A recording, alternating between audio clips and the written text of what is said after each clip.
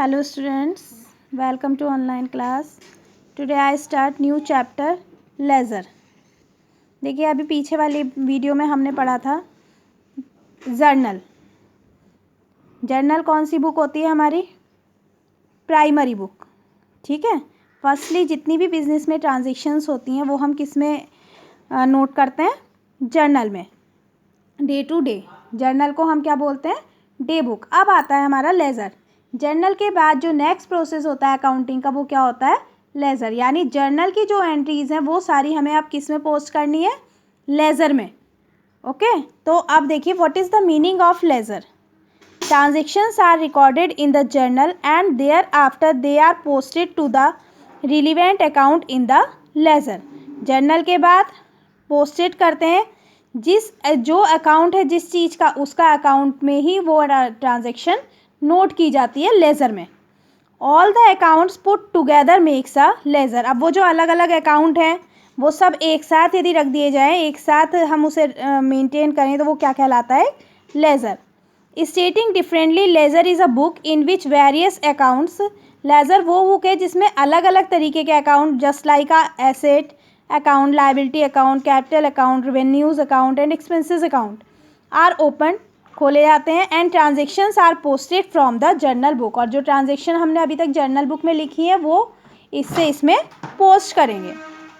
A ledger is also called the book of final entry. Journal को बोलते थे हम प्राइमरी एंट्री और इसे क्या बोलेंगे? Book of final entry. Since all transaction record in books of original entry are transferred in the laser.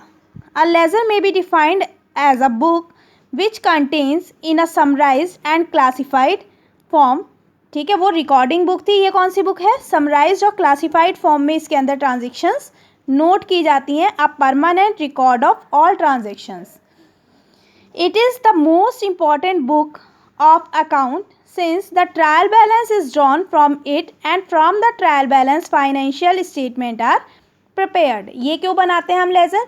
जिससे trial balance इसके द्वारा हम बना सकें. और ट्रायल बैलेंस क्यों बनाते हैं? ट्रायल बैलेंस से हमें क्या बनाने होते हैं? Financial statement. Hence ledger is called the principal book of account. इसलिए हम लेज़र को क्या बोल सकते हैं? Principal book of account. इसके बाद आते हैं फीचर्स ऑफ लेज़र. तो ledger is a master record of all accounts of the business. इसमें क्योंकि अलग अलग अकाउंट्स में हम अलग अलग किसी का भी अकाउंट देखना हो एक ही बार में सारी ट्रांजेक्शन्स हमें उससे रिलेटेड इन्फॉर्मेशन मिल जाती है. इसलिए इसे हम क्या बोलते हैं? Master record of all the accounts.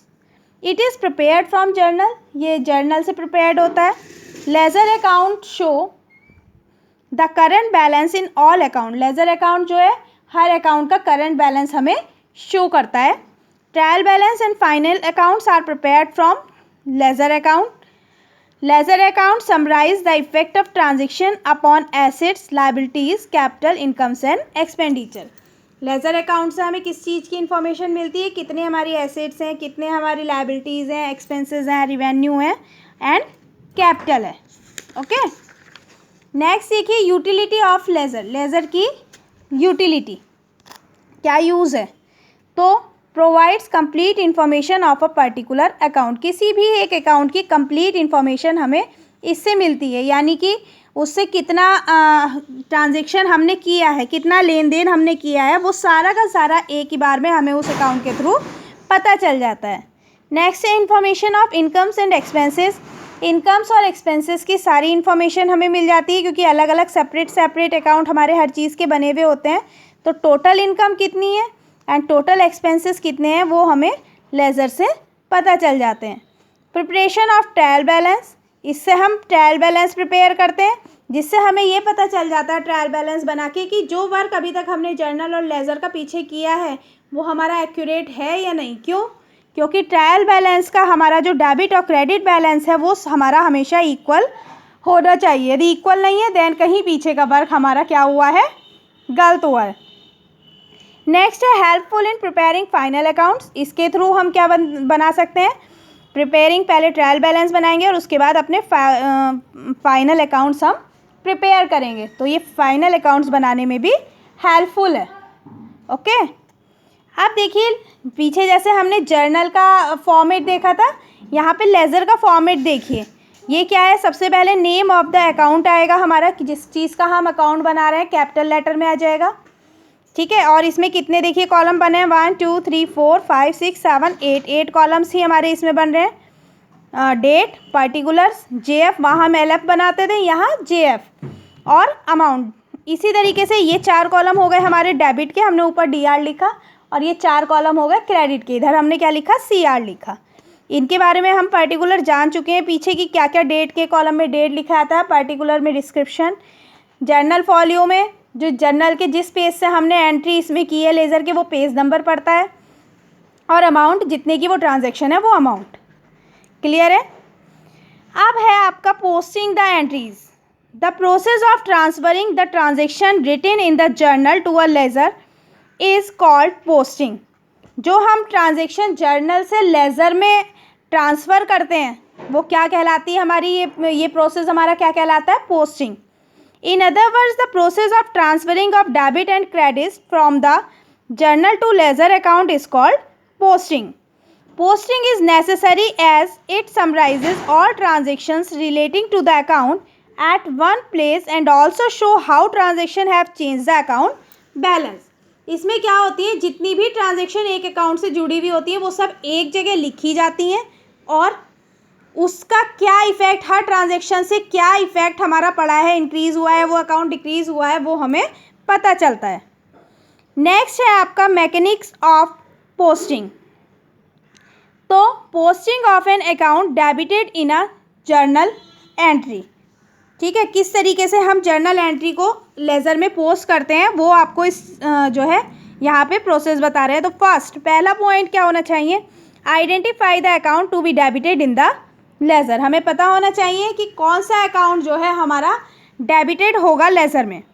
फिर second, enter the date of the transaction in the date column on the debit and debit side of the account. Debit side में उस ट्रांजैक्शन का हमें क्या करना होगा, डेट नोट करनी होगी कि ये ट्रांजैक्शन हमारी कब हुई थी। थर्ड स्टेप है, write the name of the account which has been credited in the respective entry. देखिए जो चीज़ हमें डेबिट करनी है उसमें कौन सा हमें अमाउंट लिखना होगा, क्रेडिट वाला। In the particular column on the debit side of the account as to के नाम से, डेबिट साइड जितनी भी एंट्री होंगी वो सब 2 के नाम से होंगी। Record the page number of the journal folio where the entry exist in the journal folio column. Journal के जिस कॉलम से वो एंट्री उठ के आई है लेज़र में, वो पेज नंबर हमें यहाँ नोट करना होगा। फिर enter the relevant amount in the account column on the debit side. Okay, इसी तरीके से क्रेडिट करने की एंट्री, फर्स्टली अकाउंट, कौन सा अकाउंट क्रेडिट होना है वो, फिर डेट के कॉलम में डेट, फिर right the name of the account which has debited in the respective entry. कौन सा अकाउंट का नेम आएगा, क्रेडिट करने वाले में डेबिट का आता है और डेबिट करने वाले में क्रेडिट का आता है। Record the page number of the journal where the entry exist in the journal folio column. Next, enter the relevant amount in the amount column on the credit side. Okay, next देखिए, और एक और चीज़, credit side में जो entry हम note करते हैं, जैसे डेबिट साइड में 2 से स्टार्ट करते हैं और क्रेडिट साइड में किससे स्टार्ट करेंगे, 22 से। ओके, ये देखिए 22 से। अब पोस्टिंग ऑफ सिंपल एंट्री, एक सिंपल देखिए यहाँ जर्नल की एंट्री आपको दिखाई गई है और ये बता रहे हैं कि इसे हम किस तरीके से पोस्ट करेंगे लेज़र के अंदर। तो यहाँ देखिए क्या एंट्री है, हमारी एंट्री है ये 2019 6 मार्च 2019 की। क्या एंट्री दी हुई है, salary account debit to bank account 15,000। तो कौन से 2 अकाउंट यहाँ इफेक्ट हो रहे हैं, सैलरी का अकाउंट बनेगा और बैंक का अकाउंट बनेगा, 2 अकाउंट इसलिए बनेंगे। अब देखिए ये कैसे पोस्ट होगी, हमने एक लेज़र का वो खींच लिया फॉर्मेट, देखिए 2 अकाउंट हमने बनाए हैं, सैलरी अकाउंट और बैंक अकाउंट। अब सैलरी अकाउंट में हमेशा सैलरी का अकाउंट क्या हुआ है, क्योंकि डेबिट है तो डेबिट साइड आएगी एंट्री, लेकिन नाम कौन सा आएगा, बैंक अकाउंट का। ध्यान रखिए, हमें केवल इससे ये देखना है अकाउंट कौन सा है और ये डेबिट हो रहा है या क्रेडिट हो रहा, लेकिन नाम कौन सा आएगा, दूसरा वाला जो क्रेडिट हुआ हुआ है नाम, उस नाम से आएगा। यानी सैलरी के अकाउंट में बैंक का नाम और बैंक के अकाउंट में सैलरी का नाम। तो सैलरी अकाउंट डेबिट है 15,000, तो यहाँ आ जाएगा डेट वही पड़ी हुई है, ऊपर सैलरी अकाउंट कैपिटल लेटर में आ गया और इधर आ जाएगा टू बैंक अकाउंट कितना 15,000। ओके, देखिए जर्नल का ये कौन सा पेज था, 57, तो हमने ये 57 पेज से एंट्री उठाई थी, तो यहाँ पे हमने 57 पेज डाल दिया। और ये लेज़र के किस पेज पे पोस्टिंग हो रही है, पेज नंबर 30 पे। तो जब हमने ये ट्रांजेक्शन उठा के यहाँ रखी है तो तभी जर्नल का ये कॉलम हाथों हाथ फिल हम करेंगे, LF वाला कॉलम, कि 30 पेज पे ये वाली ट्रांजेक्शन हमने नोट की है। ठीक है, जर्नल का लेज़र फॉलियो वाला कॉलम कब फिल होता है, जब हम लेज़र बनाते हैं, और लेज़र का साथ साथ जब हम ट्रांजेक्शन को इसके अंदर डाल रहे हैं, जब भी हम हाथों हाथ इसका ये कॉलम फिल होता चला जाएगा। नेक्स्ट है हमारा बैंक अकाउंट। तो बैंक में किसका नाम आएगा, ये क्रेडिट हो रहा है, क्रेडिट साइड आना चाहिए बाई के नाम से, लेकिन salary account, by salary account 15,000। Clear है स्टूडेंट्स। आप देखिए पोस्टिंग ऑफ कंपाउंड एंट्री, ये तो सिंपल एंट्री थी जिसके अंदर मैंने बताया था केवल 2 ट्रांजेक्शन, 2 अकाउंट इफेक्ट हो, वो कहलाता है हमारा सिंपल एंट्री, और जिसमें 2 से ज़्यादा अकाउंट इफेक्ट हो वो कंपाउंड एंट्री। तो अब कंपाउंड एंट्री की पोस्टिंग हम कैसे करेंगे, देखिए यहाँ एक जर्नल दिया हुआ है, हमें दिख रहा है आपको, एक ट्रांजेक्शन दी हुई है और 3 अकाउंट इफेक्ट हैं, सोहन का, बैंक का और डिस्काउंट रिसीव्ड का। तो 3 ही हमारे लेज़र बनेंगे, सोहन का, बैंक अकाउंट और डिस्काउंट रिसीव्ड अकाउंट। तो सोहन के अकाउंट में देखिए पहले, सोहन क्योंकि डेबिट है तो सारी एंट्री किधर आएंगी, डेबिट साइड। और कौन कौन सी चीज़ों से वो इफेक्टिव हुई है, बैंक से और डिस्काउंट रिसीव्ड अकाउंट से। तो डेबिट साइड आ जाएगा to bank account and to discount received account, जो जो अमाउंट उसके आगे दी हुई हैं। ओके, फिर बैंक अकाउंट, बैंक अकाउंट में अमाउंट आपकी कितना है, 9,600 है ना। तो बैंक में आएगा यही अमाउंट, लेकिन किस नाम से आएगा, सोहन के नाम से। क्रेडिट होगा बाई सोहन 9,600, सोहन के नाम के आगे जो अमाउंट है वो नहीं, बैंक के आगे जो अमाउंट है अमाउंट वो आएगी, लेकिन नाम आएगा सोहन का। इसी तरीके से डिस्काउंट रिसीव्ड अकाउंट में डिस्काउंट किससे रिसीव्ड हुआ, हमें सोहन से, तो बाई सोहन के नाम से आ जाएगा हमारा 400। क्लियर है स्टूडेंट्स।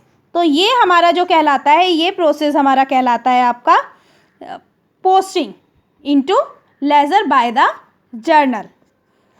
इसके आगे देखिए कुछ एंट्रीज दी हुई हैं, 3 एंट्री दी हुई हैं, इनसे हमें कैसे कैसे अकाउंट बनेंगे यहाँ हमें ये दिया हुआ है।